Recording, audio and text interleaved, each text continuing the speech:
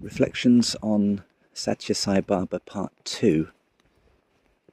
It's just coming up to 5 a.m. and I'm in Penzance, thinking about my first experience with Sai Baba and the events leading up to it,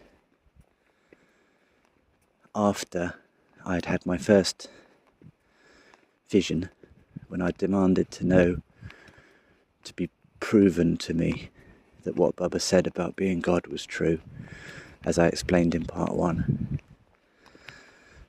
And I met what I believe to be the mother deity, Gayatri, as Sai Baba, one and the same. So soon after that, I split with my girlfriend and left the Bournemouth area, South Bourne. I knew that I had to get to India to see him, basically as soon as possible. And so I didn't have much money at all, but I knew I needed a few £100 more. And then I'd be able to go on a shoestring and spend time with him. So I went up to King's Cross and slept on a friend's floor and got a job through a temp agency in King's Cross in a stage deck company, doing some admin. Only for 2 or 3 weeks, and then I managed to get enough money to get my, I think, £294 ticket, return ticket to New Delhi. Very exciting for me. I'd been before to India to do yoga and to generally travel around with my spiritual mentor friend. I'd been the year before, I think, or maybe 2 years before, I think 1 year before. So I knew the rigmarole, I knew the rope, and I quite enjoyed it, even though it's tough. And it's very easy to get very sick there, especially if your gut is your weak point, which mine is, but that's another story.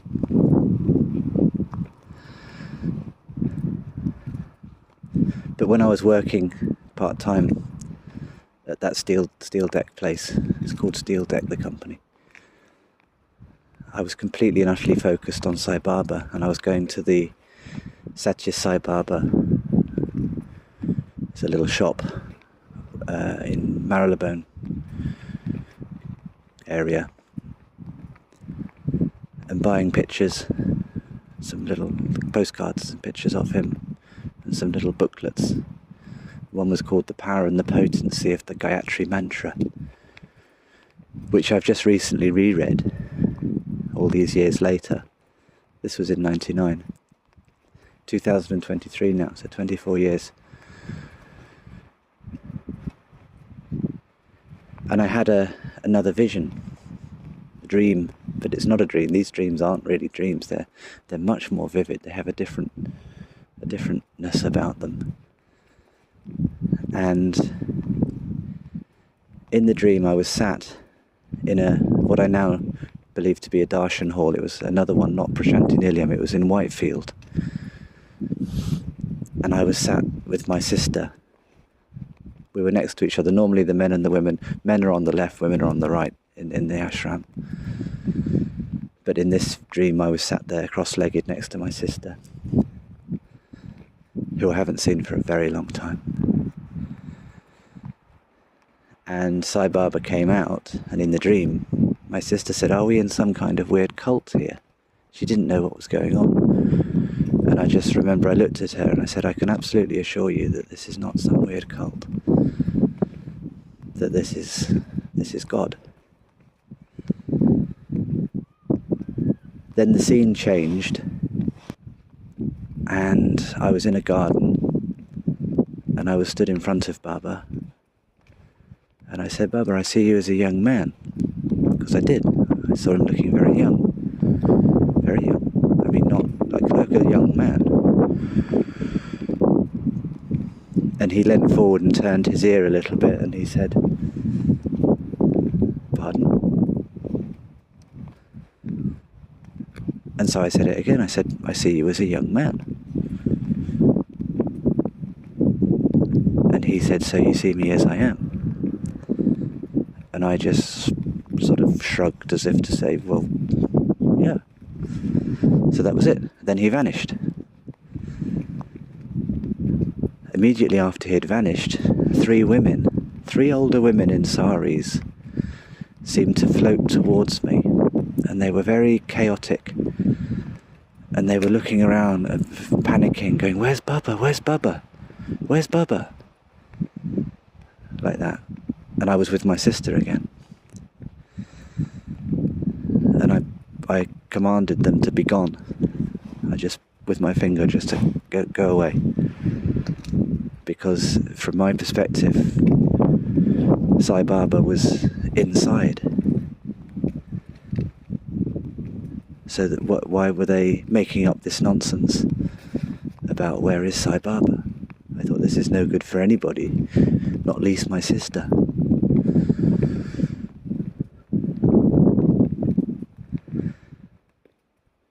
So that was my second vision. There was another vision during that time before I first went to see him.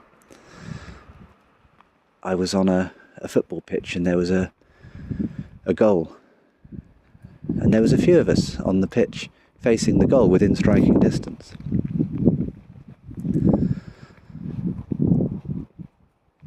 And balls were flying from behind the net, through the net, around, above the frame, towards us. Seemingly randomly. No one was throwing them or kicking them. They were just, of their own accord, just flying towards us. And I knew that the idea was to score a goal.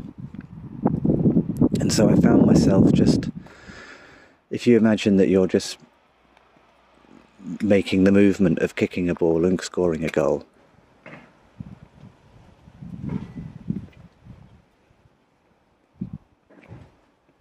that's what I did over and over again. I thought, well, if I just form a nice shooting, with my leg, and just keep repeating it, then maybe the ball will come to my foot and I'll score a goal that way. I didn't think it would be a good idea to go chasing the balls and then try to kick them. And it seemed that my strategy was quite good. And a fair few times I almost scored a goal. But not quite. It didn't quite connect. But I felt that was probably the best way to proceed. And that was the end of that vision. So these visions sort of happen, you lay down and you're feeling particularly holy, or you've been fasting and you've been thinking about Baba, and you've put the picture up, and maybe you've put some vibhuti on your head. Vibhuti is the ash, and you can buy packets of it. Now it appears from Sai Baba's hand, but there's also an ash. It's from a sacred wood from the ceremonies, when the Brahmins do the ceremonies. It's a very pure white ash, and it's got a beautiful flavour to it, a smell. Anyway, you can get packets of it from the Sathya Sai Baba organisation shops. So I used to mix that with my water and put some on my forehead and things like that. And then you fall asleep, and then, hey presto, you're having all these experiences, and I call them mini initiations. There have been some big ones as well, but it all seems to happen on the inner plane. And so from those experiences, finally my time came to get to the aeroplane and fly to Delhi. Something I'd done once before. I was so excited. But rather than from Delhi down to Prashanti Nilayam, which is near Bangalore, Sai Baba's main ashram, that's a hell of a journey. That's half the length of India. But I wanted to fly into Delhi because I love Delhi, and because it was cheaper to fly there than Bombay. And train tickets are very cheap in India, so I thought, well, I'll just make my way down on the train. But really, I think I wanted to go back to Rishikesh, where I had been the year before at Yognikirtan Ashram, doing a month of yoga, of physical yoga and meditation.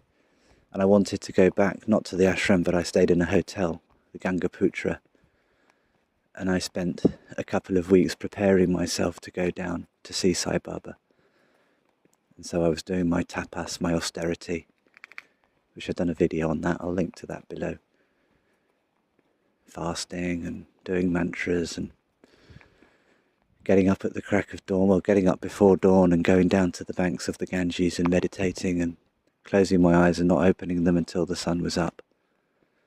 And felt like I was listening to I felt really like the Ganges was talking to me. It was strange. I felt a very strange connection with the Ganges.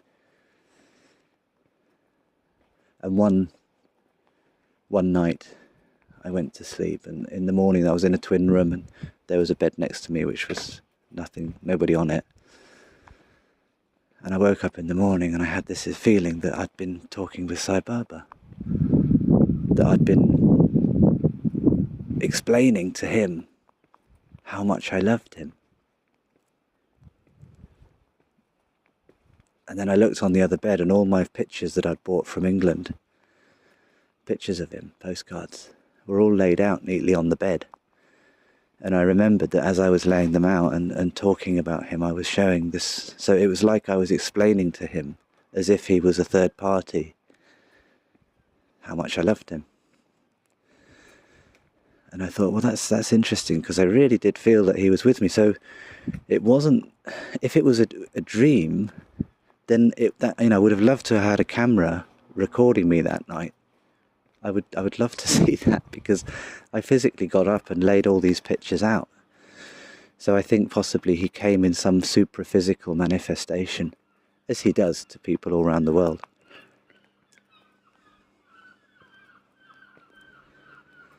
So plenty of experiences like that.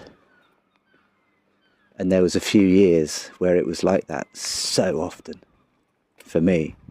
All of these experiences, some people said he's overlighting you right now. And that's, looking back on it, I think he probably was. Whatever that really means. But it's like everything I looked at with Sai Baba, it still is kind of, but, I'd be in a shop and I'd be looking on the shelves and just sort of pacing up and down and looking, thinking, what am I looking for? What do I want here? And all I can think of is I want Sai Baba. But there's nothing that is kind of like that in the shop. Okay, well, I don't know, I'll get some fruit then.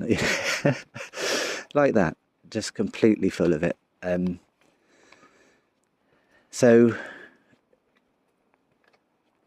after 2 weeks of purification, I went down to Prashanti Nilayam, and I walked through those gates, and I was very tired, and it was all very strange to me. And then set my alarm for 4 a.m. and got up and went through the process. All the men are kept separate from the women, and we all slept in large hangars. I was in the Westerners' shed, one of the Westerners' sheds. And we'd all just sleep on mats lined up on the floor. It was quite clean. There were showers, 15 showers at the back. Cold, no hot water, cold showers. So it was a very disciplined affair. And it would take a couple of hours to process everyone from getting up. Then you would go and queue and sit in lines and wait to be processed to go into the next part. And it was all about getting everyone in and lined up in the temple, in the mandir, ready for when Baba came out, which was twice a day, once in the morning, once in the afternoon. And he would walk through the women's section. You can see on the screen how it looks, how it looked when I was there. It was all developed. It started in the late 60s. I think people started to, maybe the early 60s. And so it all developed, and people built it up from there. Sai Baba never said, I want it to look like this. This is just how people, he just comes out once a day. It's the same place where he was born. Over 1 million attended his 80th birthday. He never sent one invite. Think about that. Over 1 million.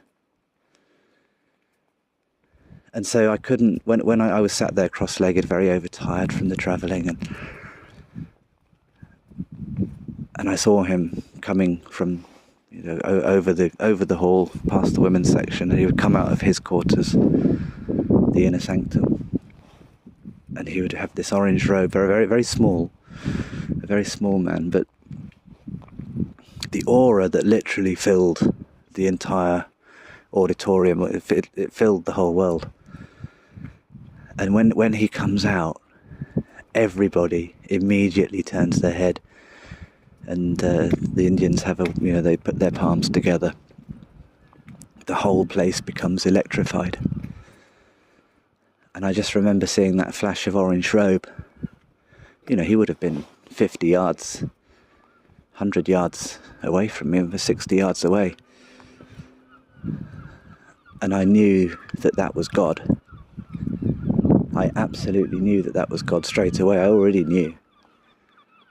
And it was completely electrifying. It is every time you see him. Waves of bliss, like air is being blown through all of your chakras, like all the dross is being blown away and replaced with some divine love. That was his effect on all of us. And then he walked past me. I was a few lines back. The idea is to get on the front, to get up early enough and to queue, and you go into lines, and then the person at the front of the line picks a token, which is a number out of a bag. It's the same procedure every morning.